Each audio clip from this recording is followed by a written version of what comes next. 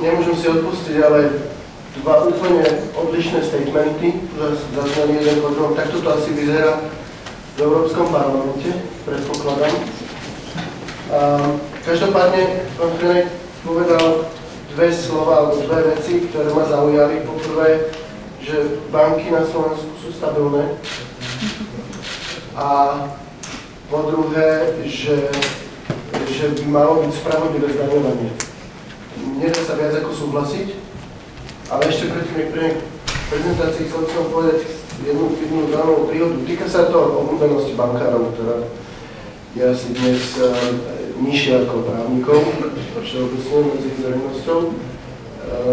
Stretol som sa na jednej partii so známou, ktorá je naša klientka a hovorí mi, počúvaj, nemohol by si mi pripísať 3 nuly na účet?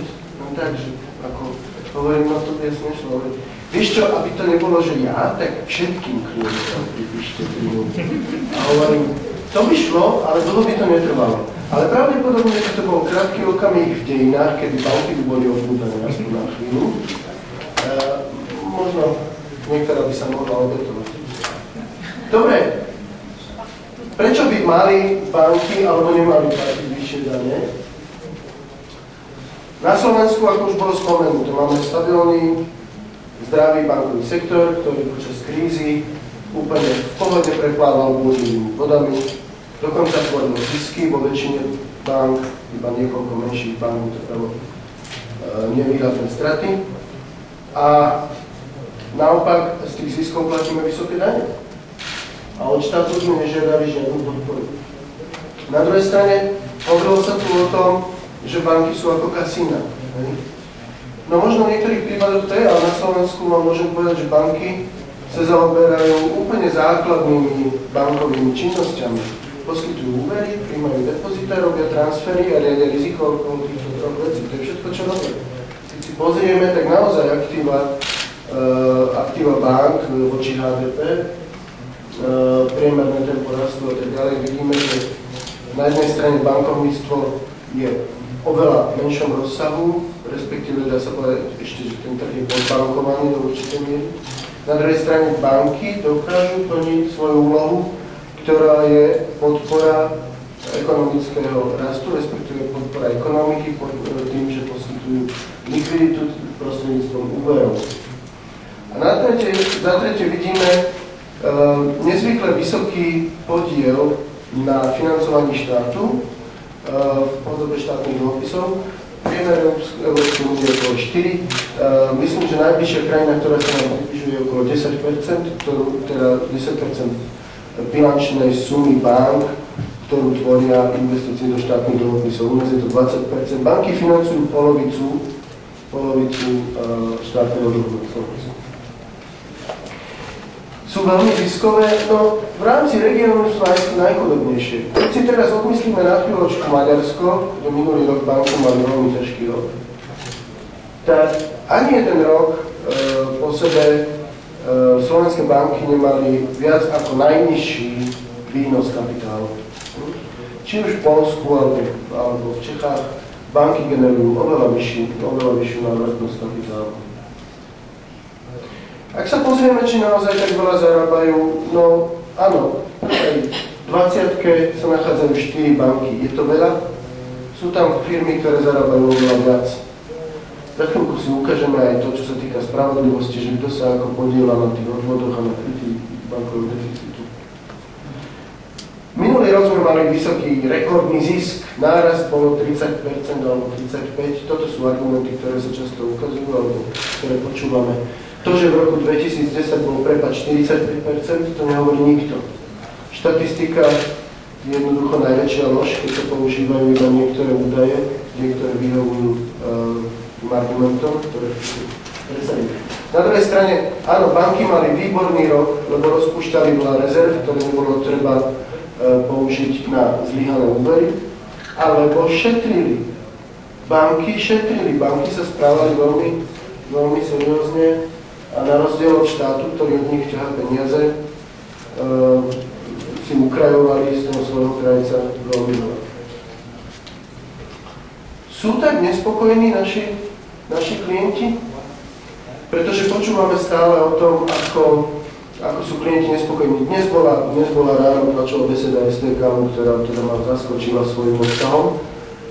Dnes asi bohužiaľ žijeme v takom čase, že či opozícia, či koalícia, to je jedno, všetci sa predháňajú, kto upletie väčší bič na banky, lebo to je populárne, to sa ráta. Keď bankám ublížite, získate voličské hlasy. A hovorilo sa tam o tom, ako sú banky, aká je slabá konkurencia medzi bankami. No, keď si prečítate správu Národnej banky, ktorá je na internete dostupná za prvý kvartál tohoto roku, a ktorú nám prezentoval pán Možáček prítomný, tak sa dočítate o veľkom konkurenčnom boji, jak v oblasti hypoték, tak v oblasti vkladov, ktoré zmenšujú marže bankám a je to preukáziteľné. Čiže ja neviem, či týmto chce opozícia upútať nejaké voličské hlasy, alebo si chce riešiť nejaké individuálne hypotéky niekoľkých poslancov, ale fakt je, že na Slovensku sú klienti veľmi spokojní s bankami, keď sa porovnáme s európskym priemerom a hlavne keď si porovnáme ostatné odvetvia. Takže aké veľké by mali platiť dane? No také ako každá iná aktívna časť ekonomického cyklu alebo ekonomiky, ako každý iný subjekt, ktorý tu pôsobí. Lenže nie je to tak. Máme flat tax 19, ale banky budú platiť, alebo platia už tento rok 40. A bude to viac. Ja by som chcel ešte upriamiť na tieto grafy, alebo niekoľko čísel, vašu pozornosť. Tu vidíme zisk po zdanení bank.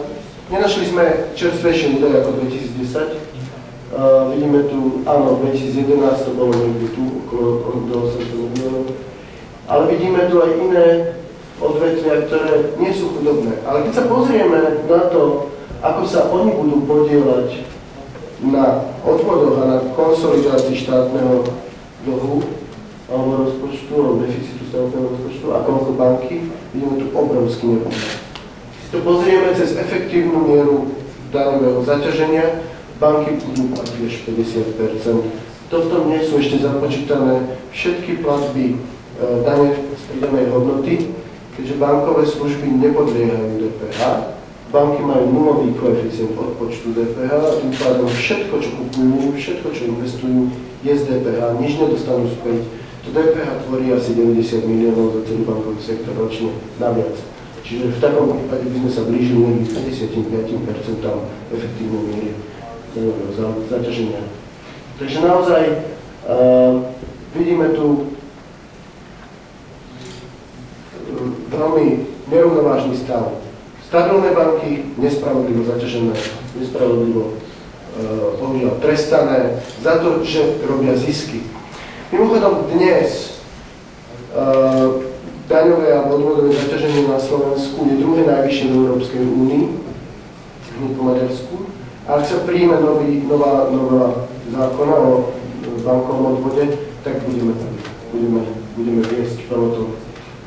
Tak treba asi si držať palce, aby to nedopadlo tak ako u susedov. Ďakujem.